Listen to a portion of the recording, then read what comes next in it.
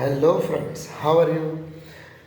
Today we are going to discuss about dialogue completions from Marvel grammar book, and we are solving today describing location or describing place. દર વખતે આગળના વિડીયોમાં તમે જોયું એમ જુદા જુદા લેંગ્વેજ ફંક્શન્સ લઈ અને એના પાંચ છ સેન્ટેન્સના આપણે પેરેગ્રાફ્સ કરીએ છીએ. હવે આ પતવા આવ્યું છે, એ પતે એટલે આપણે માર્વેલની મિક્સ્ડ એક્સરસાઇઝ પણ કરીશું. બરાબર, લેટ્સ સ્ટાર્ટ. પણ અહીંયા આગળ શરૂ કરીએ ત્યારે વસ્તુ ખાસ ધ્યાન આપીશું કે ડિસ્ક્રાઇબિંગ પ્લેસ અથવા ડિસ્ક્રાઇબિંગ લોકેશન કયું છે. મતલબ કે સેન્ટેન્સ વેર વડે અહીંયા જોડાશે અને સ્થળ સૂચક નામ અહીંયા આપેલું હશે. સ્થળ સૂચક નામ એટલે કે પ્લેસ બતાવતું સેન્ટેન્સ શબ્દ હશે અને પાછળ વેર, અને વેરનો મતલબ થાય છે કે જ્યાં. ઘણી વખત વેરની જગ્યાએ વીચ કરીને પણ કહી શક્યું હોય. બરાબર, આગળ સ્થળ સૂચક નામ હોય અને પછી વીચ વડે વાક્ય જોડ્યું હોય. જેમ જેમ આવતા જશે એમ એક્ઝામ્પલમાં કહીશ. Rekha says, have you visited Udaipur? રેખાએ પૂછ્યું કે have you visited Udaipur? Describing place કયું છે? તો પહેલામાં કે છે I used to visit Udaipur when તો ટાઈમ બતાવે, યુઝડ ટુ તો હેબિચ્યુઅલ એક્શન બતાવે એટલે ના આવે. ઉદયપુર ઇઝ અ સિટી, પણ કયું સિટી? તો કે where we can see many lakes. Where we can see many lakes, કે જ્યાં આપણે ઘણા બધા લેક જોઈ શકીએ છીએ. સરોવરો, લેક એટલે તળાવો જોઈ શકીએ છીએ. કે જ્યાં જોઈ શકીએ છીએ. કોને ડિસ્ક્રાઇબ કરે છે?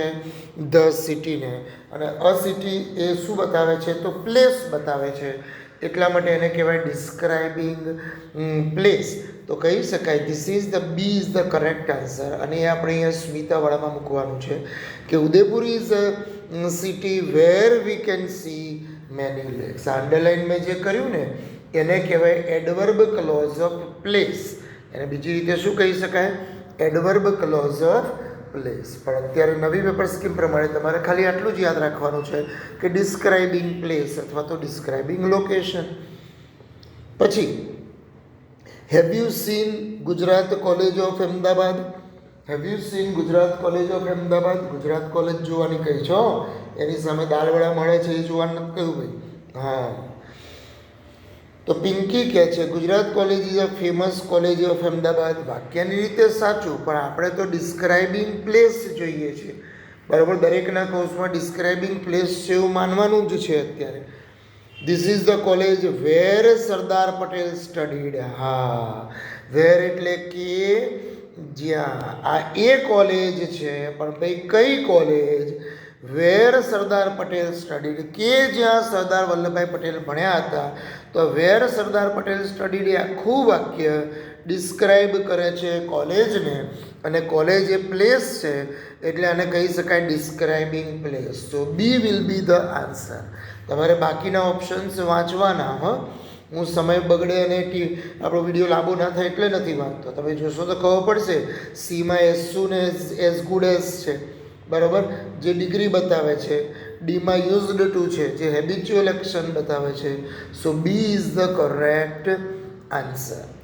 Next, second sentence. Then after Shiv says my father is transferred to Mumbai. મુંબઈમાં ટ્રાન્સફર થયા છે પપ્પા. પણ ભાઈ મુંબઈ કયું? ડિસ્ક્રાઇબિંગ પ્લેસ કયું હોય બ્રેકેટમાં? બરાબર, ડિસ્ક્રાઇબિંગ પ્લેસ કયું હોય? તો મુંબઈ ઇઝ ટુ ક્રાઉડેડ. ના, ટુ તો રિઝલ્ટ બતાવે. ચાવીઓ જોઈને ખ્યાલ આવી જવો જોઈએ. હવે Mumbai is a metro city, પણ ભાઈ કયું metro city? Where people go to fulfil their dreams. બરાબર, so this is the correct answer. Mumbai is a metro city, પણ કયું મેટ્રો સિટી? તો where people go to fulfil their dreams. આખું sentence metro સિટીને describe કરે.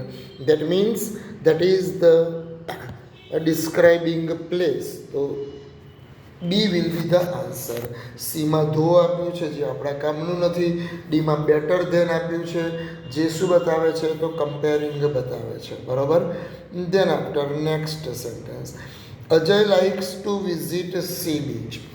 Ajay likes to visit C beach એટલે કાજોલ કહે છે કે ધો તો ચાલવા નથી, કારણ કે ધો કોન્ટ્રાસ્ટ બતાવે. C beach is a place.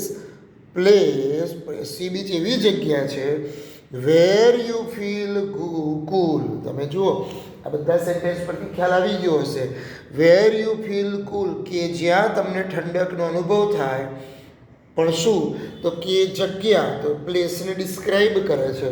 એટલે હવે બધાને ડિસ્ક્રાઇબિંગ પ્લેસ મને આશા છે કે આવડશે. બરાબર, કે વેર વડે સેન્ટેન્સ, વેર પછીનું જે વાક્ય છે, ક્લોઝ છે, એ જે તે નાઉનને ડિસ્ક્રાઇબ કરે છે, એટલે એને એડજેક્ટિવ ક્લોઝ કહી શકાય. અને બીજું અહીં આગળ એમ બી કહી શકાય કે ડિસ્ક્રાઇબિંગ પ્લેસ. બરાબર, પ્લેસને ડિસ્ક્રાઇબ કરે છે. ધેન આફ્ટર જય says we are going two mount Abu. એટલે અજય કહે છે માઉન્ટ આબુ ઇઝ કુલર દેન સાપુતારા. ખોટું, કુલર દેન તો ડિગ્રી બતાવે છે એટલે એ નહીં આવે. માઉન્ટ આબુ, બીજું Mount Abu is a hill station where Gujarati people go in a large number. Where એટલે કે જ્યાં ગુજરાતી લોકો બહુ જ ખૂબ જ મોટા પ્રમાણમાં જાય છે. પણ ક્યાં તો કે એ હિલ સ્ટેશનને ડિસ્ક્રાઇબ કરે છે કે mount Abu is a hill station. પણ ભાઈ કયું હિલ સ્ટેશન? કે જ્યાં ગુજરાતીઓ મોટા પ્રમાણમાં જાય છે. તો this sentence describes the place hill station. એટલે B is the correct answer. Should ના આવે, વુડ પણ ના આવે. શુડ સલાહ બતાવે, વુડ પસંદગી બતાવે. હા કે ના? Than after fifth one, Reshma says you visited many countries in the world. What did you observe there? ઘણા બધા દેશો ફર્યા, તમે ત્યાં શું જોયું? રીના કહે છે the place wherever I go I observed cleanliness and discipline. Wherever એટલે જ્યાં પણ હું ગઈ. બરાબર, the place એ જગ્યા, પણ કઈ જગ્યા? wherever I go, જ્યાં પણ હું ગઈ. બરાબર, તો એ આ જ્યાં પણ હું ગઈ એ કોને ડિસ્ક્રાઇબ કરે છે? એ જગ્યાને. બરાબર, એટલે એને કહેવાય describing place. A will be the answer. તો એ સંતોષ માટે બી જોશો, એમાં બેટર દેન તો ડિગ્રી બતાવે છે. વેલ કલ્ચર્ડ કન્ટ્રીઝ, એમાં કોઈ ગ્રામેટિકલ આઇટમ જ નથી. અહીંયા યુ શુડ લર્ન, એ તો એડવાઇસ બતાવે છે. તો વેર આવે એટલે કે જ્યાં, વેર એવર એટલે જ્યાં હું ગઈ એ જગ્યા. બરાબર, ત્યાં એણે શું જોયું? તો ડિસિપ્લિન જોઈ અને ક્લીનલીનેસ જોઈ. હા કે ના? હવે અત્યારે ડિસ્કસ કર્યું એ ડિસ્ક્રાઇબિંગ પ્લેસ હતું. Now we are going to discuss describing time અથવા ટોકિંગ એબાઉટ ટાઈમ. બરાબર, ડિસ્ક્રાઇબિંગ પ્લેસ હતું એમાં આપણે વેર વાપરતા હતા. પણ ડિસ્ક્રાઇબિંગ ટાઈમ આવશે, અહીંયા સમય બતાવે છે, તો કે જ્યારેના અર્થમાં શું વાપરીશું? વેન. અહીંયા સંયોજક તરીકે વેન આવે એટલે એનો મતલબ થાય કે જ્યારે. એનો મતલબ શું થાય? કે જ્યારે. બરાબર, વેન વાપરીશું. એઝ સુન એઝ વપરાય. બરાબર, એઝ સુન એઝ એટલે જેવું કે તરત જ.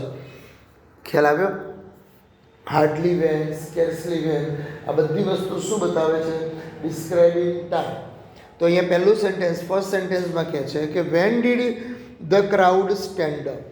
ટોળું ક્યારે ઊભું થઈ ગયું? When did the crowd stand up. તો પહેલું સેન્ટેન્સ કહ્યું છે the crowd stood up in the early morning. 8મા 9મા ધોરણમાં હોત તો ઇન ધ અર્લી મોર્નિંગ કહેલું છે એટલે ડિસ્ક્રાઇબિંગ ટાઈમ કહી દેત. પણ હવે તો તમે મોટા થઈ ગયા, 11માં આવી ગયા, એટલે આપણે આને નહીં અડીએ. B, as soon as the chief guest arrived, જેવા ચીફ ગેસ્ટ આવ્યા કે તરત જ. એઝ સુન એઝનો મતલબ જેવું કે તરત જ. The crowd stood up, crowd ઊભું થયું. પણ ભાઈ ક્યારે થયું? As soon as the chief guest arrived. તો as soon as the chief guest arrived એ શું બતાવે છે? સમય બતાવે છે, ટાઈમ બતાવે છે. શેનો? ક્રાઉડના ઊભા થવાનો. એટલે એને કહેવાય ડિસ્ક્રાઇબિંગ ટાઈમ. બરાબર, so B is the correct answer. બાકીના એક પણ નહીં. ઓકે, વાંચવા હોય તો વાંચી લેજો. એઝ સુન એઝનો મતલબ થાય જેવું કે તરત જ. એક પછી તરત જ બીજી ક્રિયા થતી હોય ત્યારે આપણે એઝ સુન એઝ વાપરતા હોઈએ છીએ. Next, Kavita says which day is your favourite day? Why? તમારો ફેવરિટ દિવસ કયો ભાઈ?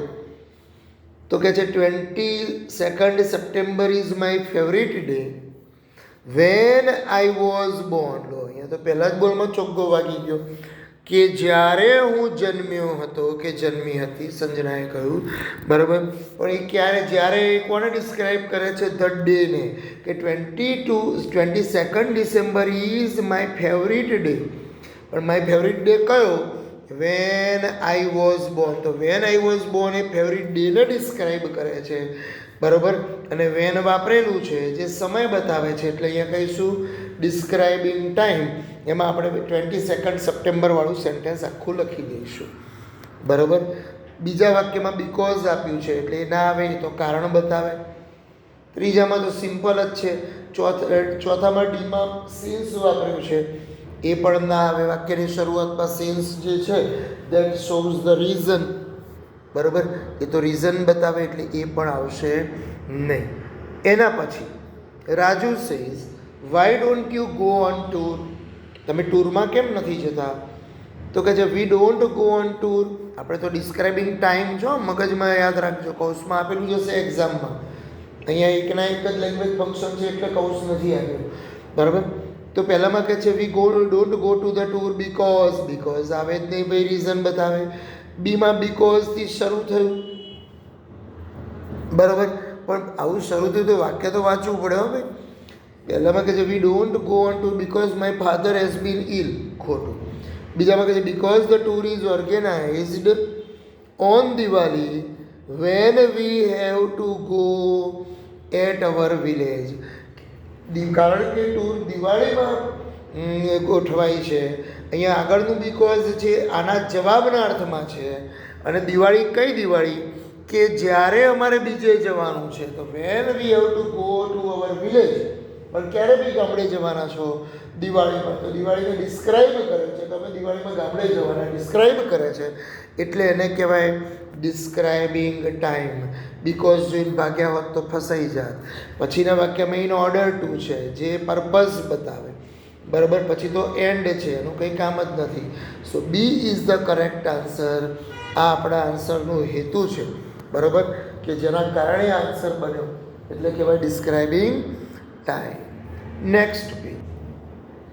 Thereafter says, Payal says, for how much time have I to stay here? For how much time have I to stay here? મારે અહીંયા કેટલું રોકાવાનું છે ભાઈ? એટલે પ્રિયાએ કહ્યું કે you have to stay here for 1 hour. For 1 hour time બતાવે, પણ આઠમાં હોત તો વિચાર. Don't go until you are asked to go. Until એટલે ત્યાં સુધી. બરાબર. એ પણ ટાઈમ જ બતાવે છે. ટીલ અને અન્ટિલ. હકાર વાક્ય હોય તો ટીલ વપરાય, TILL. અને નકાર વાક્ય હોય તો અન્ટિલ વપરાય. બરાબર. એમાં એક જ એલ આવે. બંનેનો મતલબ થાય છે ત્યાં સુધી. જતા નહીં, પણ ક્યાં સુધી? જ્યાં સુધી તમને કહેવામાં ના આવે ત્યાં સુધી. બરાબર. સો ધીસ અન્ટિલવાળું જે સેન્ટેન્સ છે, until you are asked to go, એના કારણે B is the correct answer. So B will be the answer કે don't go until you are asked to go. સીમાં તો યુ શુડ સ્ટે. બરાબર. ડીમાં in half an hour. So please request બતાવે. So B is the answer. Krishna says why do we celebrate 1st May? પહેલી મે આપણે કેમ celebrate કરીએ છીએ? તો ક્રિશ કહે છે 1st May is the day. પણ કયો day? When Gujarat is separated from Maharashtra. બરાબર. ગુજરાતનો જન્મદિવસ છે 1st May. 1st May is the day when Gujarat is separated from Maharashtra. તો આ ડેને ડિસ્ક્રાઇબ કરવા માટે આખું સેન્ટેન્સ છે કે જ્યારે ગુજરાત મહારાષ્ટ્રથી જુદું થયું. પહેલાં મુંબઈ રાજ્ય હતું, પછી ગુજરાત અને મહારાષ્ટ્રમાં અલગ પડ્યા. બરાબર. તો A is the correct answer. Yes or no?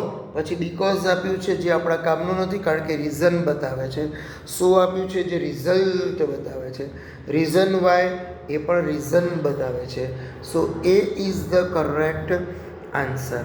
Than after 5th, Dhyey says what is special about August? What is special about August? તો ધ્યાન કે છે August is a famous for beautiful weather. ના ભાઈ ના. 15th August is the day પણ ભાઈ કયો day? When we have got our freedom. તો હમણાં જ મેં કહ્યું હતું આગળ શરૂઆતમાં, વિડીયોની શરૂઆતમાં, કે વેન આવે સંયોજક તરીકે, જેનો મતલબ થાય છે કે જ્યારે, ત્યારે હંમેશા એને કહેવાય ડિસ્ક્રાઇબિંગ ટાઈમ. એટલે ઊંધું, જ્યારે બી ડિસ્ક્રાઇબિંગ ટાઈમ કે એટલે તમારે વેનવાળું વાક્ય શોધવાનું. તો આ રહ્યું 15th August is the day. પણ ભાઈ કયો ડે? તો કે when we have got freedom.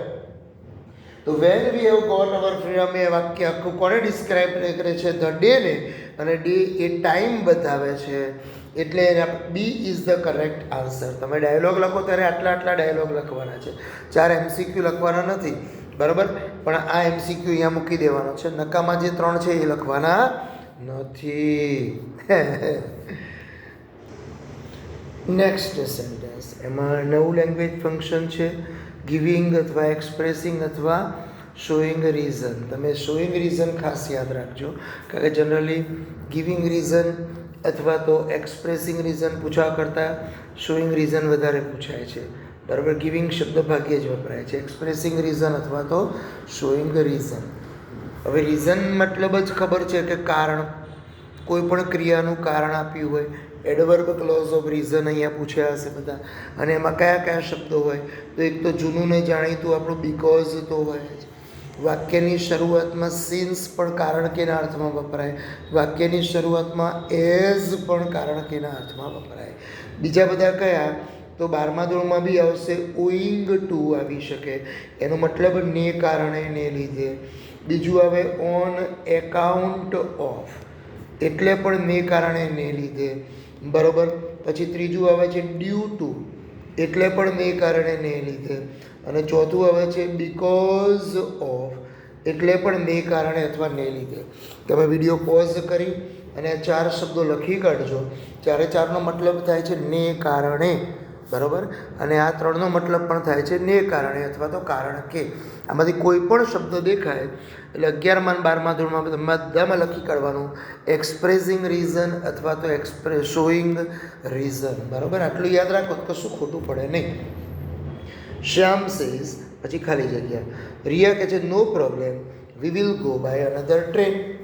તો આગળ કંઈક રીઝન છે, તો પહેલો કહે છે we cannot go to Rajdhani Express now. પણ આપણે તો રીઝન કહેવાનું છે, એટલે આ વાક્ય કામ નહીં લાગે. રીઝન ના હોત તો વિચારો. The Sabarmati express is, B વાંચો, the Sabarmati express is very late. પણ ભાઈ કેમ? Because of heavy rain. આવ્યું ને? Because of heavy rain. આ બીકોઝ ઓફને મતલબ થાય છે ને કારણે, ભારે વરસાદને કારણે. તો ભારે વરસાદને કારણે શું થયું? તો ટ્રેન લેટ છે. તો એને કહેવાય એડવર્બ ક્લોઝ ઓફ રીઝન. પણ આપણે જૂના કોર્સમાં એડવર્બ ક્લોઝ ઓફ રીઝન કહેતા. અત્યારે આપણે ફક્ત આટલું જ કહીએ છીએ, showing reason. So B is the correct answer. બીજા વાંચવાની જરૂર નથી. વાંચો હોય તો વાંચજો. ધો આપ્યો છે જે કોન્ટ્રાસ્ટ બતાવે છે. Kavya says why was Ami happy yesterday. Ami ગઈકાલે બહુ ખુશ કેમ હતી? ભાઈ કવિતાને ખબર. ચલો, ગિવિંગ રીઝન કયું છે? તો Ami would rather like to be happy then. આ વુડ રાધર તો ચોઈસ બતાવે, એ આપણા કામનું નથી, બરાબર? બી વાંચો. Ami was happy because she got the first rank. તો કારણ કે એણે ફર્સ્ટ રેન્ક મેળવ્યો, એ હેપી હોવાનું શું બતાવે છે? રીઝન બતાવે છે. So B is the answer. તમારે આટલું ચોરસ કરેલું નથી લખવાનું, હો, આખું સેન્ટેન્સ લખવાનું છે કે Ami was happy because she got the first rank. So B is the correct answer. Then after Puja says to Priyanka why is Foram appreciated. Appreciated એટલે વખાણ કરવા, જેને ઇંગ્લિશમાં કહેવાય praised. Why is Foram appreciated અથવા તો પ્રેઝડ. ફોરમના વખાણ કેમ થયા ભાઈ? પ્રેઝ કેમ થયું ભાઈ? ચલો, ગિવિંગ રીઝન કહેવાનું છે. તો કે છે as Foram got 80%, she was appreciated. તો શી વોઝ એપ્રિસિએટેડ એને વખાણ કરવામાં આવ્યા. એનું કારણ શું છે? As forum was appreciated. અહીંયા વાક્યની શરૂઆતમાં જ એઝ આપ્યું છે અને પછી કર્તા પ્લસ ક્રિયાપદ છે. તો જ્યારે વાક્યની શરૂઆતમાં એઝ આપ્યું અને પછી કર્તા પ્લસ ક્રિયાપદ હોય તો એનો મતલબ થાય છે કારણ કે. અને કારણ કે વાળું વાક્ય હંમેશા શું બતાવે? Expressing reason. So B is the correct answer. તમારે બીજા જોવા જવાની જરૂર જ નથી. As Foram got 80%, she was appreciated. બરોબર. Then after next sentence. Next sentence તમે વાંચશો એટલે ખ્યાલ આવશે કે અહીંયા આગળ વાત કરીએ છીએ એક્સપ્રેસિંગ રીઝનની, જે બરાબર કે શોઈંગ રીઝન અથવા તો expressing reason. Do you know the reason of his warm welcome? એમનું સારામાં સારું સ્વાગત થયું, હુંફાળું સ્વાગત થયું, લાગણીસભર સ્વાગત થયું, એને વોર્મ વેલકમ કહેવાય. લાગણીસભર સ્વાગતને ઉષ્માભર્યું સ્વાગત થયું. એનું કારણ તમે જાણો છો ભાઈ? તો રોહિણી કહે છે ધ રીઝન, આવા શબ્દો ખાસ પકડવાના હો, why she is warm welcome, why she is welcomed warm is not known to anybody. તો ધ રીઝન શબ્દ આપ્યો હોય અને પછી વાયવાળું વાક્ય આપ્યું હોય તો that shows the expressing reason. બરાબર. તો A is the correct answer. બીમાં તો ઇન ઓર્ડર ટુ છે જે પર્પઝ બતાવે છે. આઈ ડોન્ટ નો એટલું તો ચાલે નહીં. આમાં સો આપ્યું છે જે રિઝલ્ટ બતાવે છે. તો ધ રીઝન, અને આવું જ્યારે ધ રીઝન શબ્દ હોય એના પછી હંમેશા વાય આપ્યો હશે, પછી કર્તા પ્લસ ક્રિયાપદ આપ્યું હશે તો સમજી લેવાનું એ કારણ કે શા માટે એમનું વોર્મ વેલકમ થયું. તો A is the correct answer. Next, Basu says why wasn't he admitted in the hospital? એને હોસ્પિટલમાં એડમિટ કેમ ના કરવામાં આવ્યો? એમાં કે છે હી વોઝ સિરિયસલી ઇન્જર્ડ, સો ના, સો તો રિઝલ્ટ બતાવે. હા, આને ઊંધું કર્યું હોત, આને અહીં લાવ્યો હોત, આને અહીં લાવ્યો હોત તો કદાચ રીઝન બનત, પણ કામ નથી. પછી કહે છે he was so seriously injured that, છૂટું છૂટું સો દેટ છે જે રિઝલ્ટ બતાવે છે. આપણે તો રીઝન લેવાનું છે. ધો એ તો કોન્ટ્રાસ્ટ બતાવે છે, લડતા જ નથી. Since the hospital is one of the best, since this hospital is one of the best, આ શું બતાવે છે? રીઝન બતાવે છે. રીઝન. બરાબર. શી વોઝ એડમિટેડ હિયર, એને એડમિટ કેમ કરવામાં આવી? તો કહે છે કે since the hospital is one of the best. So D is the correct answer. કારણ કે સિન્સ છે અને એઝ છે. બરાબર. સિન્સ અને એઝ વાક્યની શરૂઆતમાં આવે ત્યારે એ કારણ કેના અર્થમાં કામ કરતા હોય છે. Always remember this one. હા, છેતરવા માટે વપરાતું હોય છે. Mister Patil says why will you join Alpha College? Why will you join Alpha College? Priya કે છે, મિસ પ્રિયા કે છે દૂર દૂર દૂર, તો કે છે because Alpha college is very famous, I will join it. જેમ સિન્સ વાપર્યું હતું એમ અહીંયા બીકોઝ વાપરેલું છે કે because Alpha college is very famous, that is the reason કે why I will join it. એટલા માટે એને કહેવાય expressing reason. So A is the correct answer. બીજા બધા જોવાની જરૂર નથી. આ પર્પઝ બતાવે છે, આ પ્લેસ બતાવે છે, કારણ કે વેર આપ્યું છે. જુઓ અહીંયા વુડ પ્રિફર, જે ચોઈસ બતાવે છે. So A is the correct answer. તમારે આ બે બે જોડકા લખવાના. બરાબર. ચલો હવે લેંગ્વેજ ફંક્શન વાઇઝ આપણે જુદા જુદા લેંગ્વેજ ફંક્શન વાઇઝ કર્યું એ પૂરું થાય છે અહીંયા. Now we are going to solve the mixed exercise from the Marvel grammar book. અને બધા જ લેંગ્વેજ ફંક્શનના ડાયલોગ કમ્પ્લીશન અહીંયા આપ્યા હશે અને મિક્સ્ડ એક્સરસાઇઝ હશે. બ્રેકેટમાં આપ્યું હશે, કોઈમાં રિપોર્ટિંગ હશે, કોઈમાં સિન્થેસાઇઝિંગ એક્સપ્રેશન આપ્યું હશે. બરાબર. આ રીતે બધા હશે. So let start solving it. તો પહેલું જ કહે છે કે teacher says why did the people on strike what did the people on strike ask for? What did the people on strike, strike એટલે હડતાલ, હડતાલ ઉપર જે પણ બેઠેલા છે લોકો, એ લોકોએ શેની માગણી કરી? Ask for. તો બ્રેકેટમાં રિપોર્ટિંગ કયું છે? તમને યાદ જ છે કે જ્યારે બી રિપોર્ટિંગ આવે ત્યારે તમારે આઈડી સ્પીચનું એટલે કે ઇનડાયરેક્ટ સ્પીચનું વાક્ય શોધવાનું. બરાબર. ઇનડાયરેક્ટ સ્પીચ શોધવાનું. તો પહેલું કહે છે the people are so વાયોલેન્ટ that, ખોટું. છૂટું છૂટું સો ધેટ તો રિઝલ્ટ બતાવે. બીમાં જુઓ, they requested the authority to fulfil their demand. તો this is the correct answer. B is the correct answer કે they requested. અને જ્યારે બી ઓર્ડર્ડ કે રિક્વેસ્ટેડ કે ઇન્સ્ટ્રક્ટેડ કે એડવાઇઝડ આવે, ફરી બોલું છું, જ્યારે બી રિક્વેસ્ટેડ આવે કે ઓર્ડર્ડ આવે કે એડવાઇઝડ આવે કે ઇન્સ્ટ્રક્ટેડ આવે, વાક્યને પાછળ ધેટ વડે નહીં પણ ટુ પ્લસ મેઇન વર્બ વડે જોડાય. જે આપેલું છે they requested the authority to fulfill their demand. બરોબર ને? રાધિકા સેઝ સ્પેલિંગ ખોટો છે, સુધારી લેજો. Radhika says where did you go last night? Why? હા, Radhika says where did you go last night? Why? તમે ગઈકાલે રાત્રે ક્યાં ગયા હતા? કેમ? તો વેરવાળાનો જવાબ કહેવાનો છે ને વાયનોય કહેવાનો છે, એટલે જ એને સિન્થેસાઇઝિંગ એક્સપ્રેશન કહ્યું છે. સિન્થેસાઇઝિંગ મતલબ કે સંક્ષેપીકરણ. બે ત્રણ વાક્યો હોય એને જોડીને એક બનાવેલું હોય. બરાબર? તો અહીંયા કહ્યું છે કે વેર વડે એટલે ક્યાં ગયા હતા, શા માટે ગયા હતા, બંનેનો જવાબ. તો એ વાંચો. My friend had met with an accident so I had gone to the hospital. So કયું છે એ કમ્પાઉન્ડ સેન્ટેન્સ કહેવાય. બરાબર? બીજું કહે છે though I had a lot of work I had to go with my friend. એ તો contrast જ વાપર્યું છે. My friend should have called me at night. મારા દોસ્તે મને કોલ કરવો જોઈતો હતો. શુડ હેવ કોલ્ડ ના આવે. હવેનું સેન્ટેન્સ જુઓ. We went to a book store. બરાબર?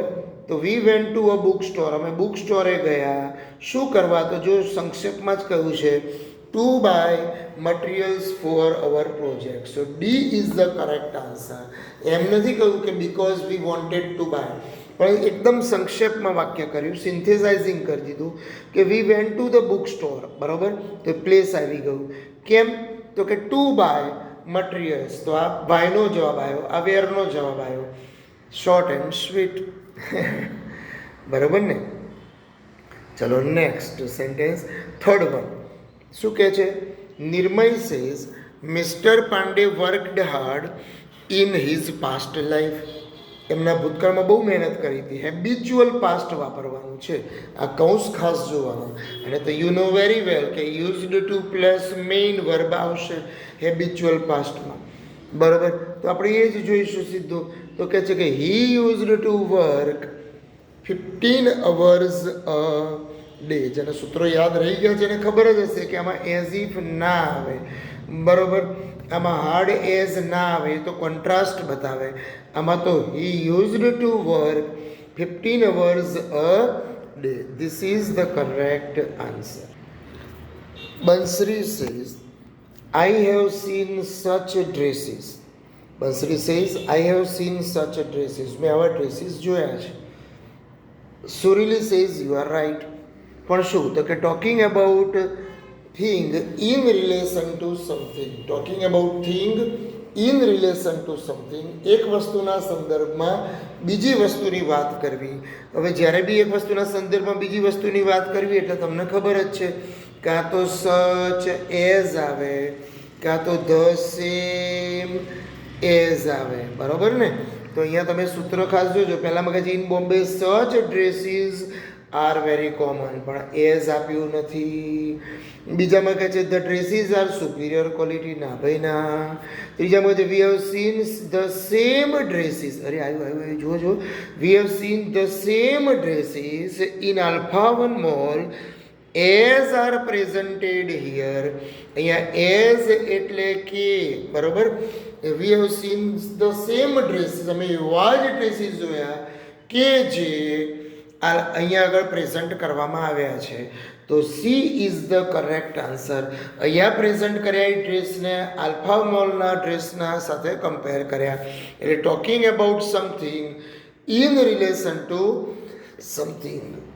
ઝીલ કહે છે is it enough for you. Is it enough for you. Expressing result કહેવાનું છે.